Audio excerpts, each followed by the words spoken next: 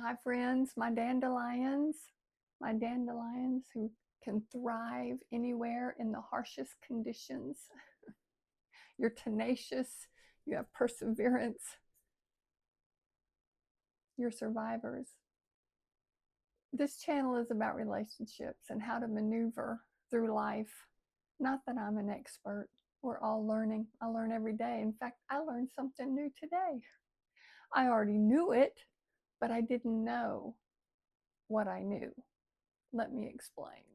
So, we've been talking about infidelity and how it will torch the marriage to the ground. It can be rebuilt, but only under the best of circumstances. You do not want to live the rest of your life looking over your shoulder and checking up on your spouse. If that's how your spouse is letting you maneuver this, then get out. It's not worth it. But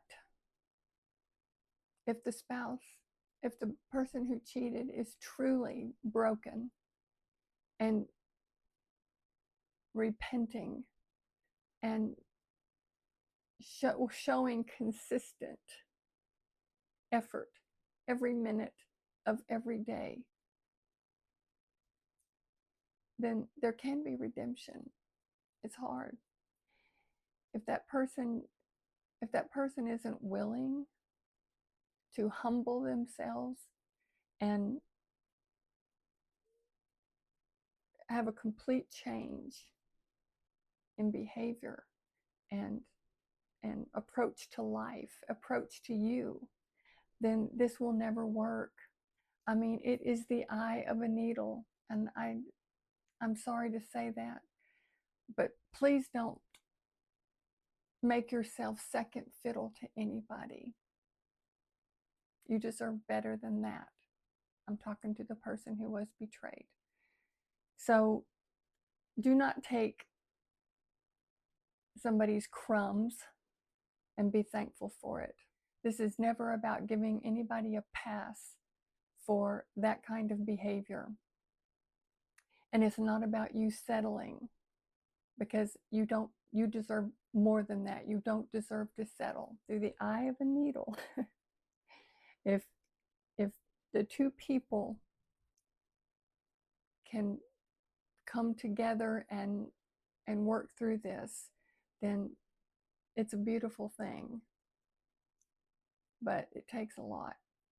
Okay, in one of the other videos, I mentioned that when the affair is discovered, there will be a mix of emotions, but I specifically said you may want physical. I can't call it intimacy. It's just raw schmecks. And you want it, and you want a lot of it. And that will be a little confusing because you're enraged with this person, but it's like you can't get enough of the physical connection. I learned what that's called today. I told you about it in another video that, you know, I said you try to reclaim what you've lost. I don't know what it is, but there is that urge there. And it's called, dun, dun, dun, dun, it's called hysterical bonding. I never heard that term until this morning. Look it up. That's exactly what it is, hysterical bonding. Who knew? I'm not a therapist, not a marriage counselor, not a psychologist. I just know I've lived through this. So I did look it up, and let's go through it together so you understand what's going on. So I told you that I had my own bedroom. That was a wall I had to have. He had to be invited back to my bedroom because I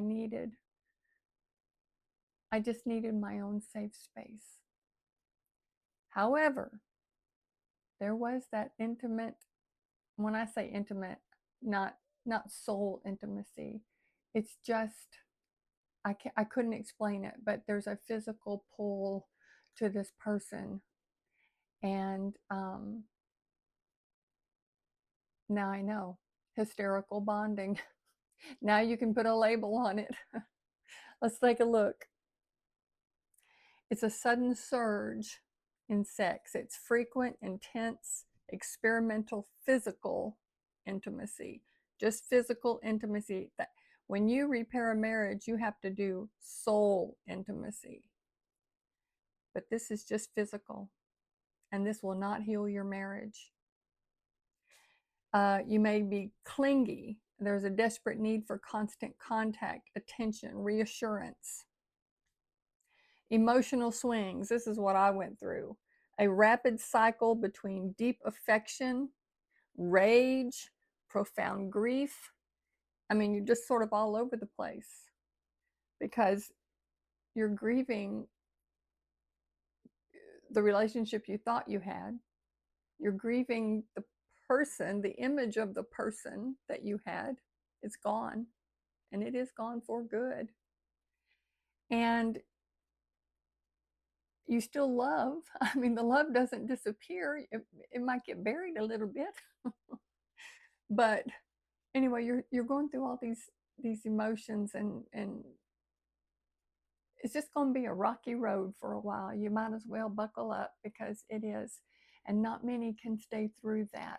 And I'm talking to the cheaters. Not many of you are man enough to stay through that. If you are, and you can do your work, it's a beautiful thing. It can be a beautiful thing. You have mental loops where you're obsessively thinking about the affair or the other person. I mean, my imagination was going crazy. I learned enough of the facts that I kind of know where it happened, when, so when he was telling me this, he was really doing that. And you have to rewrite your history in your mind. And I said that on several videos already because you're still trying to make sense of what you thought was going on wasn't going on. And once you start kind of reorganizing things in your mind, you have to decide if it's worth staying or not. And I'm going to say that if you stay, I've said this before, I cannot stress it enough. The old marriage is dead and gone. What you thought was your marriage, it never existed. It may have existed in the beginning, but it's gone. And you have to be okay, at peace with building something new with damaged goods. You're both damaged. That's why I said, really the easier route is to walk away. It just takes a lot. However, I can speak for myself. I can't speak for anybody else. What we have built since then is probably better than what we had before because we know each other on a soul level now. Soul. All the warts and scars and everything, we see each other as we are, not putting forth the best version of yourself. That's still a facade. When you can look at each other and see all the imperfections and the flaws and the brokenness and repair from there, then you have something that was impossible to have the first time around. Okay, I'm not trying to glamorize it, romanticize it. It's not. It's you're going to hate and love at the same time. Okay, why this happens? It's a nervous system panic. This person that you put all of your trust into, remember that's him. Will a circle be unbroken? By and by, Lord, by and by, the circle, the wedding ring, the circle of this couple, will it be broken? Will it be unbroken? It's hard to keep that together. I have a new circle. I don't even have my first wedding band. I pawned it and went to the casino with the money. I don't have a wedding band. I wear this. I bought it from the jewelry network or something. It's just a little band. I wear it, but we've never replaced the wedding band. It's been almost 20 years since this happened. We're okay. It's okay. I had a great time at the casino that day. All right, nervous system panic. The brain perceives the relationship threat as a life or death crisis and triggers fight or flight response. You have a little gland in the back of your head called amygdala. I used to teach this in speech class. When the kids would stand up to do a speech, it's that heart palpitation and that nervousness, and that's a fight or flight. Even though you're just standing in front of a class, your body prepares as though it's a fight or flight situation. It's perceived as a threat, and it's the same chemical response. And so that's what it's talking about. This person who was your safe port is now a fight or flight situation. You crave safety. The body seeks comfort from the very source of the pain because they were previously the primary safe attachment. So you still want to recapture that. This is not your answer. If you want to have this kind of physical relationship while you're going through and it feels okay and you don't mind that, that's fine. Do it. But understand, this is not the fix. And if you are the betrayer, just because she's wanting you now, that does not mean your work is done. Seeking validation. Intimacy is used to prove desirability and reclaim. I said you're trying to reclaim something you lost. Reclaim a sense of control over the relationship. This is all psychological stuff. You have to know that you're still desirable. This person went with somebody else. Do they still desire me?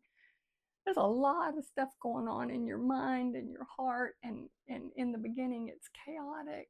You're going to have this feeling and then that feeling, and then